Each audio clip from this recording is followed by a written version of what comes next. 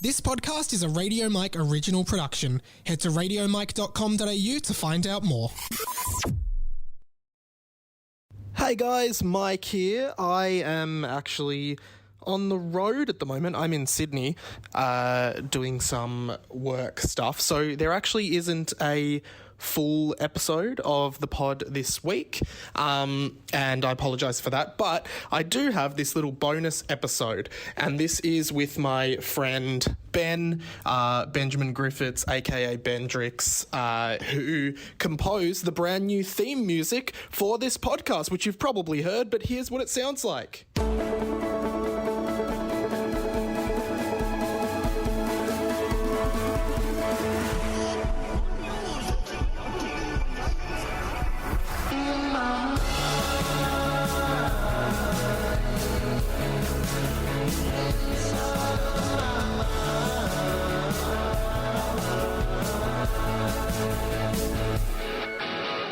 I thought it would be good to get Ben on and just get him to talk about sort of the creative process around the brief of this music. I love it. I think it really nails the brief that we set out together, and I'm really, really happy with the new sound of the show. And it's a really interesting chat. Me and Ben actually went to high school together a long time ago, which we talk about in this show. As well as that, I did want to say, because I'm out in Sydney at the moment, I'm currently pacing through my hotel room while I am recording this. I basically, the reason there's no episode is I just don't have time this week to do an episode, because I have work commitments, and missing an episode of this show is not something that I make a decision on lightly. Now, I did obviously wanted to give some bonus content for you guys, and I'm glad that me and Ben were able to do that. So huge thanks to Ben. But just important to note, this podcast really matters to me, and the community and listeners around this podcast really matters to me. And part of what's important to me about this podcast is that it does come out every week, and that listeners can expect a podcast from me every week. And even though this isn't one of the biggest podcasts in the country and it's a smaller community, that doesn't mean that it's not important to me. So I just wanted to have that on record, that what I do here with my show and my podcasts and the content that I create, it's really important to me to get that out to you guys and to keep the community alive. And so, yeah, missing a week for other work commitments is something I put a lot of consideration into, and I put a lot of thought into the impact that the work I'm taking, that takes me away from home and takes me away from my home studio and takes me away from my environment in which I'm able to work efficiently and work to the standards I need to work. I have to really consider doing those things, getting away from my environment. This was edited on a laptop with minimal time, and I just wanted that to be known. I really, really love this show, and it is not an easy decision for me to take on work that means I don't have time to put this show out. And that's just important for you guys to know. And yeah, thanks for hearing me out on that. And I will speak to you guys soon. Enjoy this chat with me and Ben. All right, welcome to the show, Benjamin Griffiths, or as I know you, Ben, or Bendrix, which is what we used to call you. Well, like, lots of people used to call you Bendrix at school. Where did that come from? Damien Griffiths made it up. He's not related to me at all. He'll love that I've said this. But did Damien Griffiths actually come up with that? This is going to mean nothing to anyone who didn't go to our school, but I used to live in North Melbourne or Kensington, and Damien Griffiths lived like the street away from me. I used to see him all the time. Yeah. He moved out with a few friends from school out that way. But it might have been like year 9. I was guitar obsessed and Jimi Hendrix obsessed. And the story around Bendrix is that Damien he invented that I called myself Bendrix. It was like the name I gave myself and would tell people that. And that's a vicious like high school rumor. That's such a classic high school thing. Just lying. It probably says a lot about who I was at like 14 that people believed it. But yeah, right. But yeah. Funnily enough, Ben, I did create the name Radio Mike and gave it to myself. That's not a lie. I actually did. So that's sort of like the opposite of you. Exact opposite. And I hated it for ages. I hated it. I hated Bendrix. I hated Drix. And I don't know, probably like 2 years after it was invented, I was just like, I got to wear it now. And then I think it got so removed. Like nowadays, I think most people that call me Drick don't know that the origin is Bendrix. Oh, right. Okay. So it's just a lost origin now. Well, a lot of people I've met after school, I mean, in Melbourne, know my friends from school and know that they all call me Drick. And yeah, there was a big period that kind of like there was heaps of extensions to that nickname, like most of them done by Damien, but Victor Moses after the Chelsea right wing back Victor Moses, Espresso Drickatini. There's a whole bunch of them. And so we went to high school together, and yeah, you were always into music, like that was always your thing. And finishing up from school, like you played in bands with friend of the show Tim, who has appeared on the show before, and you were a guitarist in the band you started with Angie McMahon, who's now quite a big singer-songwriter. You were in the Fabric with her a long time ago. And so tell us like what this episode is going to be for the listeners is breaking down our new theme music, which you composed for the podcast. And you were the first person I thought of when I was like, I need someone to make a podcast theme. But yeah, tell us like, what has your life looked like since we finished school 11 years ago, and where are you in the world now, and what do you do? Well, I live in Chile. We're about 10,500 kilometers away. But I've been here for 5 years. So when I finished school, I studied in Melbourne at the VCA, at the Victorian College of the Arts, part of Melbourne Uni, composition. And it's kind of like it's called interactive composition. It's more, I guess, like a modern take on conservatory type composition, but based on making stuff for other media. So making stuff for film and TV and video games, theatre, dance, heaps of different kind of worlds. And I did that for 3 years. I had the band running the whole time. We used to play a whole bunch. And in 2017, I did honours. Took a year off and then went back and did honours. I was still in Melbourne. And then over that summer, 2017 to 18, I went to Japan for a few months. And after that, I kind of didn't like the idea of coming back to Melbourne after being outside of Australia for a little bit. And I was like, I had some work in Chile that I was doing some, I was doing a TV show whilst I was in Australia for here. And cost of living wise, the Chilean wage doesn't do much in Melbourne. So I was like, all right, I'll go live there. Right. I'll go live there for 6 months and check it out. And I'm still here. And that's 5 years ago. And so like when you're now, you're like a professional music composer, which is awesome and feels like everything you kind of ever wanted to do. This kind of does lead into us breaking in this theme music, but like what kind of things do you need to consider when like a client comes to you and goes, hey, we need music for this show or for this ad or for this video game or whatever? Like, how does your creative flow and creative process kind of start with that? I think one of the main things in at least 50% of the stuff I work on, where like you have to kind of throw out being creative a bit, which I don't mind. I kind of enjoy those jobs as well. But and you have to be kind of like a problem solver. Like for a TV ad, it's just they want something like this. Usually they want a song and they can't buy it because it's too expensive and I'm the cheaper option. So I've got to be like, right, I'll do something like that. I'm not going to plagiarize it, but I'll do something like that. And they're like, I've got to be creative in like the problem solving thing, but I'm not making art or anything. And I think it's good to like know that. I'm just solving a problem. I'm part of the chain.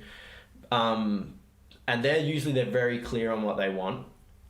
And right. So they basically are like, hey, it's an ad for our skincare product, and we basically just think that I'm just trying to think of a random, like, we think that the best song and that the song we want to use is Man in the Mirror by Michael Jackson, but we can't obviously afford that. And then do you go, okay, so like I need to listen to that song, find like the instrumentation, the instruments that are being used, the way they're being used, and then try and make something that resembles that? Is that sort of it? But I mean, if that was the reference, it was something so famous and so well known.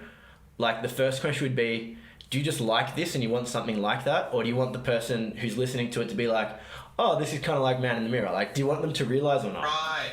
Because if they're just like, oh, we just like it, we like the vibe, then I won't make it sound that similar. I'll just make it have a similar vibe. And but with film and TV, it's much more open. There, I can kind of like, with film, I usually have to kind of like make a proposal as to be like, this is how I get given the script and this is how I see it going. And unless it's someone I've worked with a lot and they kind of just trust me straight up, I usually have to be like, oh, this is how I envision it working sound wise. I've read the script, these types of instruments following these types of characters maybe, or like how I can like give the music meaning other than just be like an accompaniment. Like it can work and heighten things. There I get to like, hang out a bit more and read the script and play around. And so it's like, oh, here's the scene, we need you to compose some music, and then you'd even think like, oh, like this character should have this style of instrument because of this meaning behind it. So do you reckon, is that kind of thought going into like all film sound engineering and sound production? Yeah, I mean, especially things like knowing where that happens within the whole plot is really important. Because the way people write a script is that there are structures and there are peak points and there's, a problem and a resolution, and a lot of stuff works in like rules of threes where like, I don't know, like this problem was kind of like vaguely touched on in the opening, but it's not an issue yet. Just that like, oh, wouldn't it be funny if that happened? And then like half an hour later, it might happen. And then it's happening in an hour's time. And those three moments, like, it's written like that on purpose so that you can, and like a question there I'd ask the director is, do you want the third time, like this, like when this finally happens, do you want it to be a surprise, or do you want me to kind of like foreshadow it going through?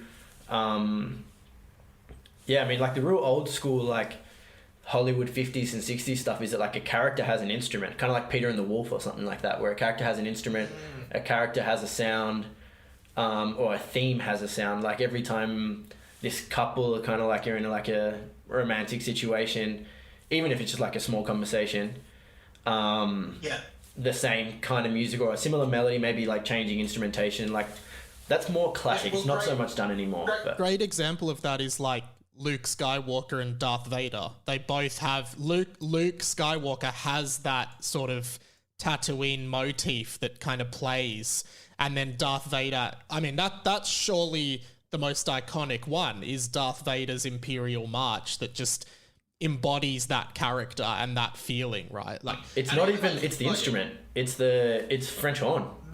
It's using like low horns, and that's like, I'm just kind of like improvising this, but I assume that there probably would have been thought into like metallic, kind of like masked type things. Like you want this kind of real metally. He's a robot. Exactly. You want this kind of like metallic sound going on, whereas like something very acoustic, I don't know, like a piano would have made, even if it was like as intense and as like, I'm not talking about like, like a soft cute piano, but even then it probably wouldn't have worked the same way, because you're not, it's what does Darth Vader sound like? Like what do these players sound? What do these people sound like? And that theme is so military, and like it's a march. It sounds like an army. It sounds like this guy is in charge of this galactic army. Another example of this kind of thing is like, the Avengers. There's that iconic sort of Avengers motif of like da da da da da da, that, and it gets used in every Avengers movie, but in every subsequent movie, the arrangement is slightly different. Like in the first one, it's very trumpety and like heroic, but in Endgame, the last one, it's very like crunchy, slowed down, like it feels thicker, like there's more, and literally there's more Avengers. The danger is greater. It's lower in pitch. There's a really classic example of that is the 3 semitone movement that happens in James Bond, and it happens in I think every James Bond film and every James Bond song. Right, as in like the "No Time to Die" by Billie Eilish or Sky. Yeah, they've all got it somewhere, and it's just this small, which is I've got my guitar. Yeah, his guitar. Oh, sounds good. Yes. That thing there, like that sounds very Spanish. Maybe it's just the way I'm playing it.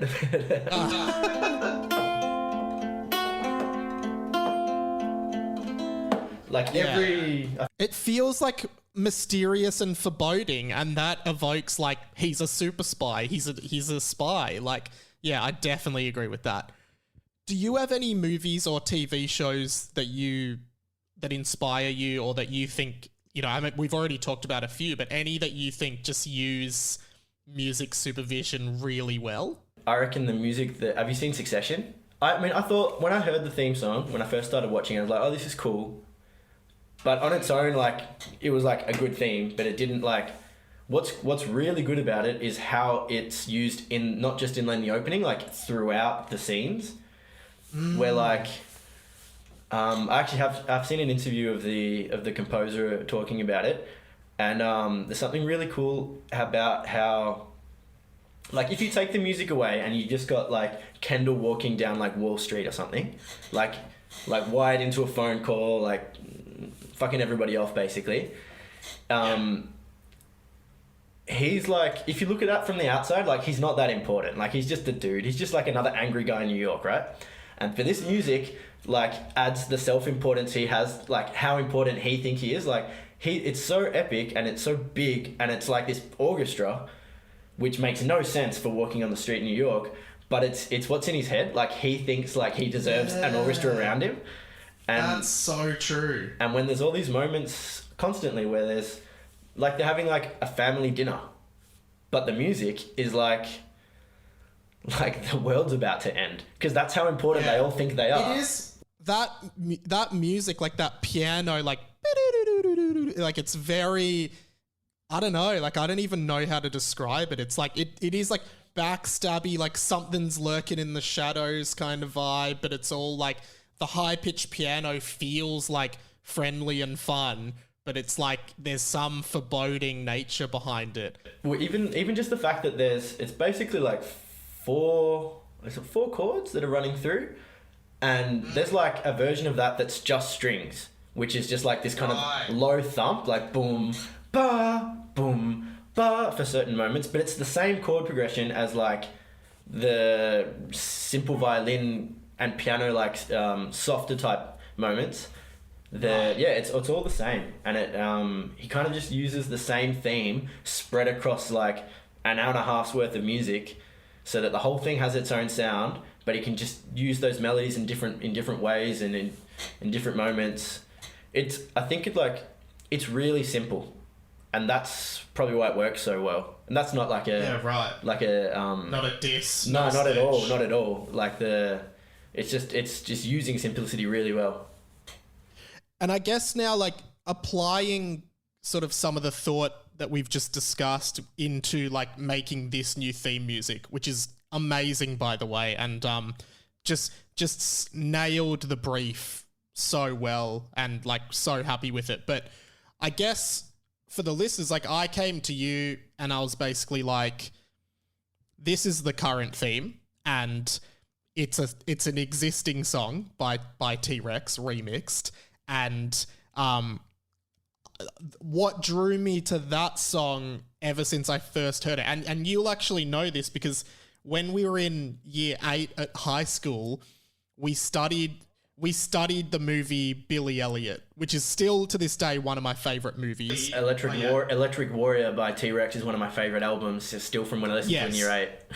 And so that's a natural flow on for me. Like watching Billy Elliot, the soundtrack is incredible. It predominantly features just the album Electric Warrior by T-Rex. So watch that, went to find the album, and it's still one of my favorite albums. And then 20th Century Boy is from the next album, I think, The Slider. And just always loved that real 70s glam vibe. Mark Bolan from T-Rex just has such a, you know, almost like Freddie Mercury-esque vocal style, and just feel like that group. Yeah, but I always loved that. And then when I heard that remix, it which is just from some T-Rex remix album that I found on YouTube, it just really felt like it was sort of this clashing or this merging of past and present, which I kind of feel like, and that was my thought, like that's what I felt like my pod kind of, what the subject matter was. It was like a lot of nostalgia and talking about things from the past and talking about pop culture and stuff like that. And so that's sort of what I came to you with, like, hey, it doesn't have to sound like the current one, but I think the key thing to evoke is that feeling. And then the other thing was the slug of the show, I guess, is the inside of my mind, which I think you connected to a fair bit. But like, how did you approach it basically once you got that info? Well, I went to watch a few episodes. Like the last 3 or 4 episodes was like one of the first things I did. Like I'd followed like the shorter bites that you like put on like YouTube and like Instagram and stuff. And yeah, there was like a lot of nostalgia in. I mean, it's kind of similar to what you're saying because it's your current day life and what you do. But I know there was an episode where you were talking about Mario Kart for like most of it, which for me is like a youth thing, and all of us like a youth thing. I don't even remember that episode. Not Mario Kart, sorry, the Super Mario movie. Oh, yeah. Cool. And which I saw and is brilliant, by the way. And but there was this thing like that, and that was like, all right, so that's like inside my mind, and I think also like. The last time we properly, I mean, we haven't seen each other that much since school, is kind of like the era, the last time we would see each other frequently and speak frequently was kind of like the era of a lot of the references that this music has anyway. And it's kind of like my version of the inside of your mind is like 10 years ago anyway. Inside of Mike's mind, what's in the inside of Mike's mind? I'm like stuck with 2011 Mike. And then, yeah, just thinking about, like, the stuff that people our age used to listen to around then. And, like, I also feel like the kind of, like, early 2000s, late 90s nostalgia has been done. And this was, like, a bit more interesting to work on something a bit post that, a bit, like, late 2000s, early teens. And, yeah.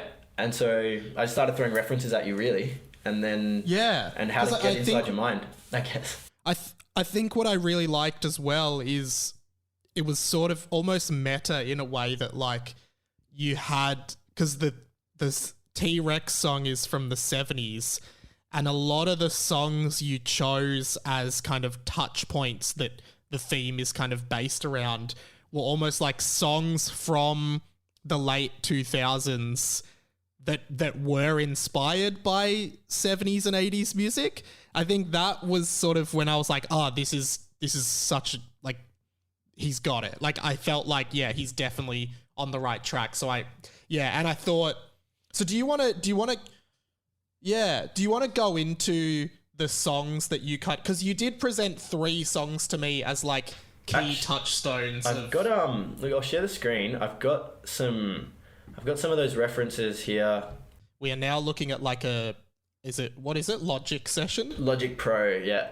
This is kind of like a kind of fake session. Like it's a session I made for this, but it's good. It's got everything in it. And here, all down here, are like these kind of bites references that I used. And you'll be able to see where they come in. I think this one track you didn't know. I think I showed you it. You didn't know My Girls by Animal Collective. No. I think you played it to me and I recognised it though, but I didn't know it by name. Yeah. Cool.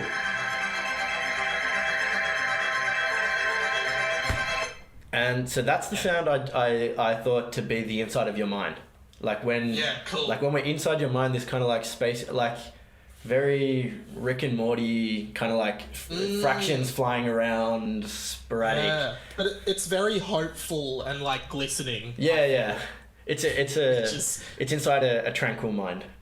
And yeah. Kids by MGMT.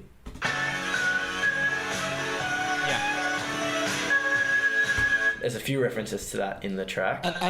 And I think I loved that because that song sounds 70s, but it also is like it uses those really crunchy synths, those really retro, almost 8-bit sounds that like I love gaming. Like it really evoked that. It gives me really strong nostalgia, that song as well. Like it makes me legitimately feel like I'm in year 8 when I listen to it. Yeah, right. Yeah. It was that time for us. Phoenix, the track Listomania.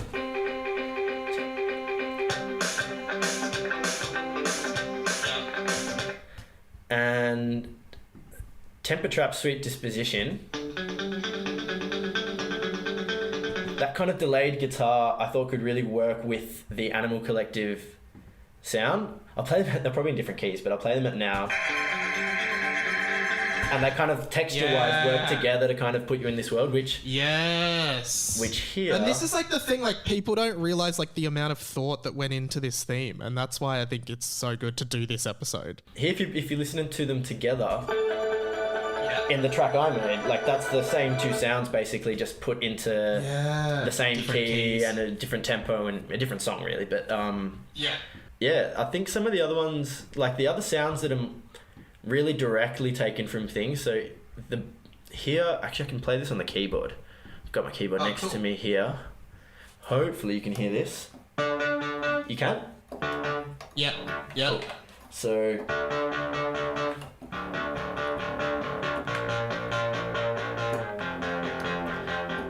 that's the bass from Kids, right? This kind of arpeggiator. Na na na na. And in the song, it's... Oh, there we go. Different notes. And and similarly, the melody line uses this, which is like the MGMT sound, which is from Time to Pretend, which I've got as like the Time to Pretend sound, but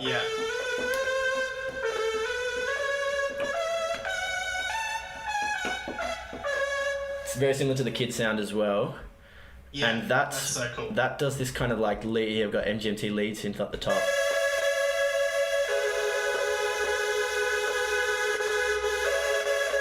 I think you're getting a bit of lag there, but that is very cool. And yeah, it's kind of like all of these things put together to sound like it's like the ultimate 2009 hit. Yeah, definitely. Like it's actually a cool song. I actually think it's fun to like sing along to. It gets stuck in my head. It gets stuck in my mind, in the inside of my mind. Yeah. The vocals as well, like we didn't speak about having vocals at the beginning. It was like a later idea where I'd kind of written that melody line, the one I just showed you with the MGMT stuff. We can actually listen to it without the vocals. And it was kind of, the whole thing was kind of sounding like this.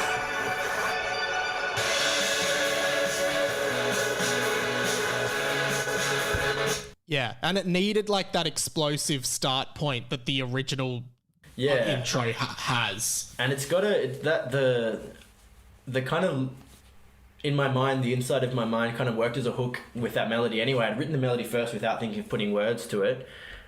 And actually one of the other references I've got here is Pumped Up Kicks. Because that kind of like really compressed, kind of like inside like a tiny megaphone vocal sound that the verses have there is part of this second section here. Kind of like putting it through the same type of filter that had as well. Yeah, I love that. And I love that. And yeah, then I sent you the lyrics and the melody, and you recorded vocals for me and I recorded mine, and I kind of just stacked them all together into like one mini choir of kind of like eight of both of us. It's kind of like 4 of each of us, 8 all together. Can you play that that soloed, the vocals? That's probably my favourite part now.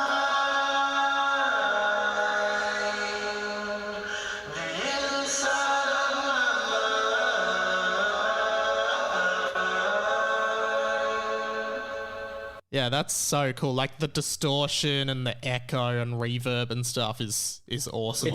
It's actually going back to kids, but it's that kind of like 4 voices stacked on each other, a bit crunched, is kind of similar to what happens there as well. Yeah. And the last thing really I did was the guitar sound, like the main thick guitar sound. And I went straight, I've actually got the guitar here. I went straight to this sound. I think you'll recognise. That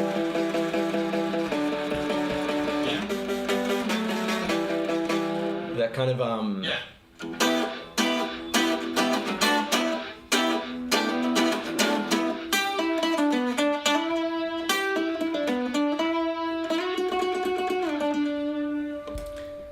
That's the Franz Ferdinand. That's like the Franz Ferdinand sound, which is which is used on that song, that whole album. Like, Do You Wanna's got a really similar guitar sound as well.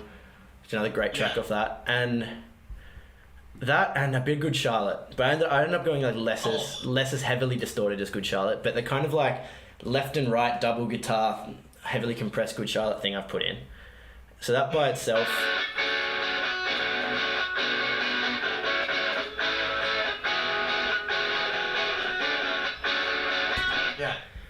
I love that. I love that crunch. And it even sounds a bit like Strokesy at points, which I really like. Yeah, me too. And the drums actually didn't have a reference, but I put it up on my Instagram story the other day, and I asked people, like, do you recognise anything in this track? And a friend of mine goes, the drums at Two Door Cinema Club. And I'm like, oh yeah, they are. Oh yeah. But I never thought I hadn't play thought it for us? Yeah.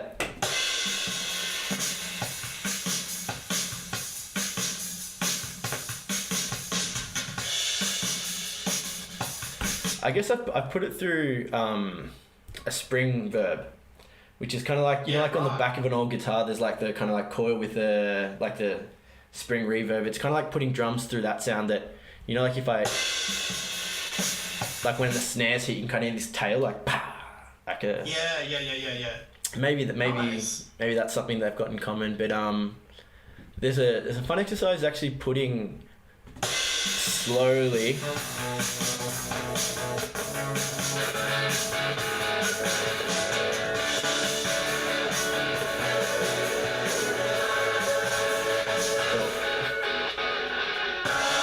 kind of like slowly putting them all together. Yeah, slowly like putting all the building blocks. That's sick. One thing we haven't spoken about is this key moment. Yeah. So that's another kind of focus point that you came up with, which is that it sort of has that very brief, and it's interesting because you have to do so much with such a small amount of time, because like, you know, I guess like podcast, like with attention spans and everything, you just want to sort of get straight into it. But like your idea was kind of has this thing, and then if you're listening in headphones, it kind of goes inside my mind by kind of all quickly condensing, and then you hear these pop culture moments, which I thought, you know, those pop culture bits were part of the original thing. So I just thought to keep that kind of thing, because it's big.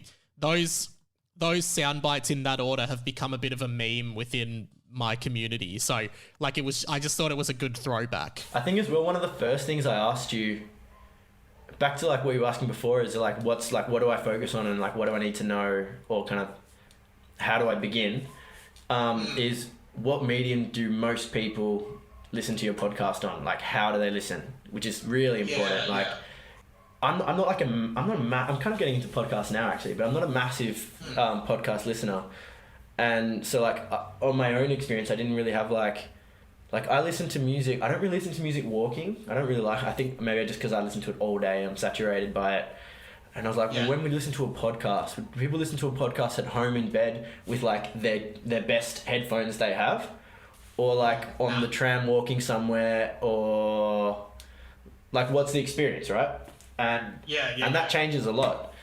And I think the main thing is that we came up with like probably commuting is one of the main moments that people listen to this podcast, and no one will have their phone without headphones in, probably on like a packed tram, because you just get shady looks. So which at least means everyone's got a left and a right channel, which sounds really basic, but it just means like if you're on a phone, like if I put something fired on the left side, the only thing on your phone's going to hear is that it's like there's less volume because it's further away from like the center.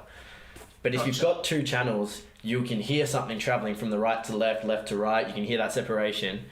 So if like 90% of the people watching this are going to listen to it that way, then that informs me a lot on like how to mix it and what I can play around with. I guess the idea is to like the structure of like a 30-second, 20-something second opening was to have like a musical opening that kind of builds up, and then we get sucked into your head. What's in your head are these culture references. And put like your heartbeat, not your actual heartbeat, but a heartbeat, sounding through. And I love like the echoey, again, reverby, cloudy kind of vibe. And with that Animal Collective synth. Which like visually I imagine like all these things flying around, like kind of sounds like you're ascending into heaven with that. Yeah, it does actually. It's got like a very heavenly major arpeggio, and then But it also sounds like you're getting like you're in a video game and you're like in invincible mode. Like yeah. Well, it's like when you've gone through like some kind of like special power that you've got for about 30 seconds, and it's kind of just wailing around you. Yes, it's so good. Yeah, and so the end of that intro, kind of like you get sucked into.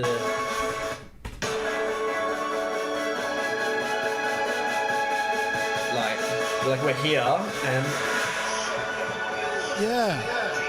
and then back out.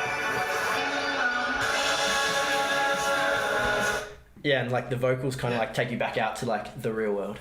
And it does feel like you're being sucked in, and like all this stuff's just suddenly going on around you. And I guess that does go into like the rhetoric of the podcast, that it's just like, you know, you just sort of, it's just like a conversation with myself and the inside of my mind, which I'm again nailing the brief.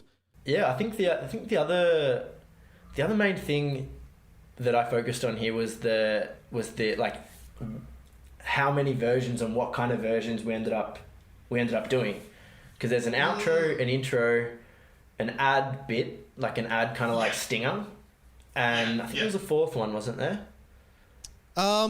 Well, there were a few versions that were to different lengths as well, that you kind of had to keep condensing, but like those still exist and are very cool. Yeah, and the ending, this kind of like other moment, which is more like a verse. Yes.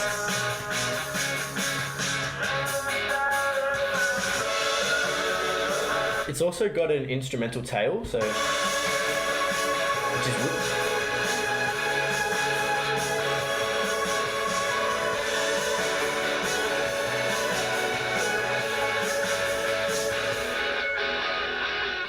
that moment's like really MGMT. I love that final guitar though. Just like that guitar lingering on. That's amazing. That was a happy accident. That was Oh really? It's kind of an accident. The basically the end wasn't there. Well, this left hand section is the actual that's when your big welcome comes in. That kind of like let's say it went to there, like it was like just like a 3 or 4 seconds longer. Yeah. And it would go into like straight into this section. In fact, I think I can Like, Just pull it across. yeah.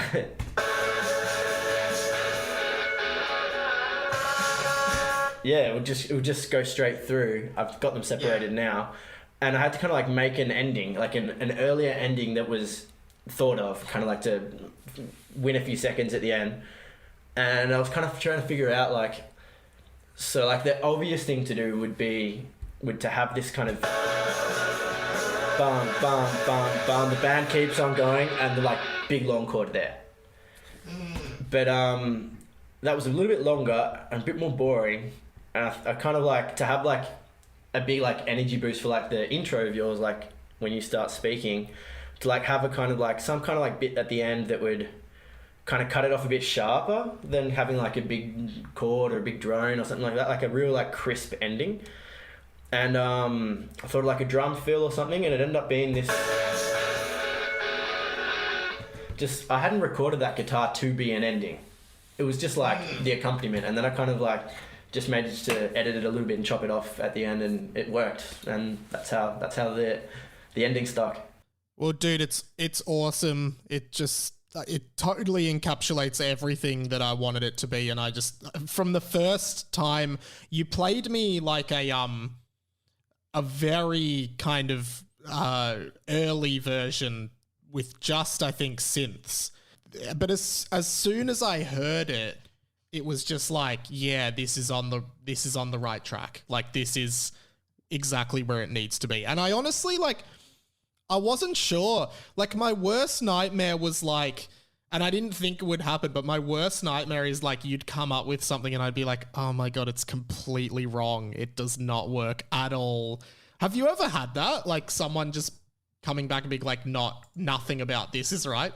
Yeah, it's I think it's something you just got to get used to in this industry. But it's like half the job's communication and like understanding. Like my job's to understand what you want, right? Yeah. Sometimes like you can be really clear with it. Sometimes people aren't very clear with it, but it's my job to figure that out anyway. Like it's literally what I get paid to do, as much as making music is, you know.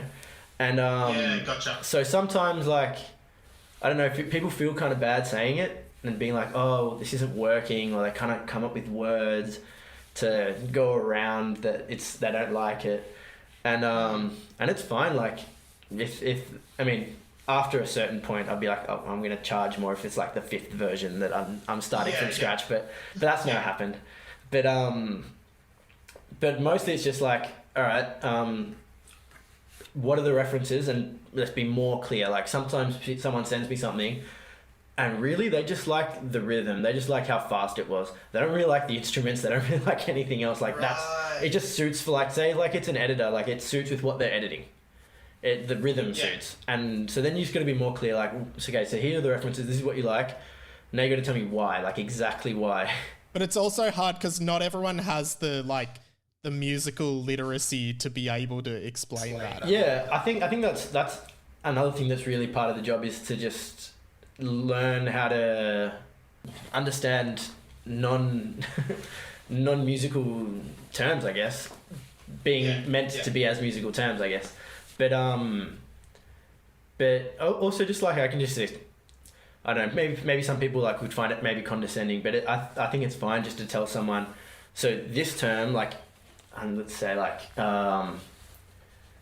tempo, like the tempo is like is not like how frenetic a rhythm is, it's how fast it's going. So that's a certain tempo, and if it goes like that's not faster, it's just the same, it's just like filled in, it's like colored in with more stuff going on, but it's the same, it's just as fast as. And sometimes that's what they want, and they tell me, oh, it just needs to be faster. And then I make it faster and they don't like it. And then, it's basically that they don't want it faster, they want it like more intense, they want like the rhythm intensified. And just like understanding those like terms and how to communicate well with people so that you understand what they mean, and they get the security, I guess they feel the security that you're understanding them as well, and you're in the right direction. Dude, no, thanks so much for walking us through it.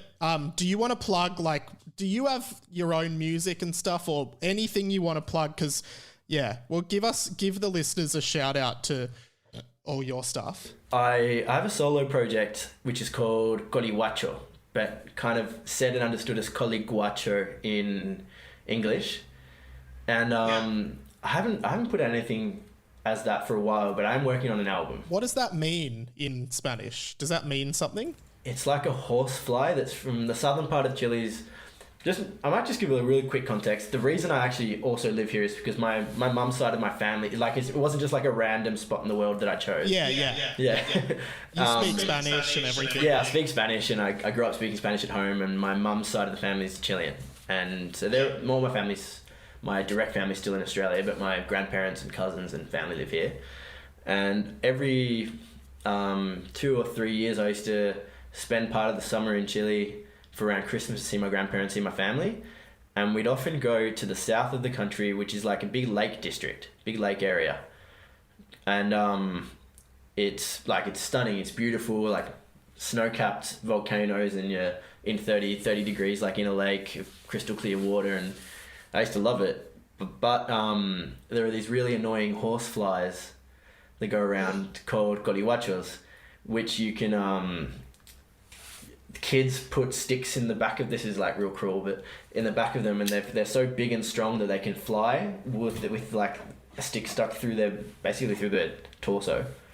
Really? Yeah. And so like all the kids that like were from Chile that would like hang out there like all knew about this and would show me. And then when I was doing honours at uni, it was basically like make an album as honours. And I chose to make an album. You could like make one big, musical project. And I focused on recording sounds that I'd recorded in South America and kind of using them as to kind of like make a fusion of like the music I grew up listening to and electronic influence and stuff like that, and also kind of like local folk music from here, from different regions. And I made like my first record is called Colihuacho, and it was the name of the project because it was kind of like the common theme within all these places, like it's like this horseflies kind of trip around the country.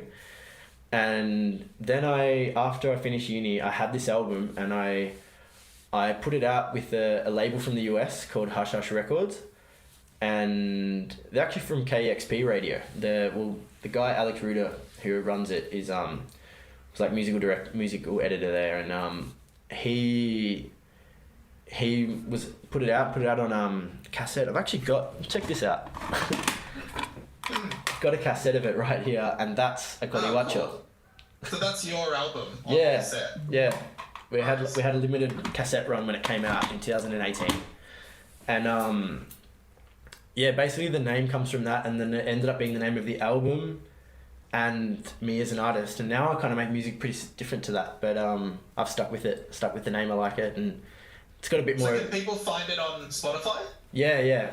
Colihuacho's there on Spotify. I've got a playlist with like all the stuff I've made that's on Spotify, which is, for producing different artists, music for films and stuff like that, which is, what's the name of it? Like produced, written and mixed or something like that by Benjamin Griffiths. And your Instagram is Disco Drick. So go follow, you can find all Ben's links there. But yeah, thanks so much, man.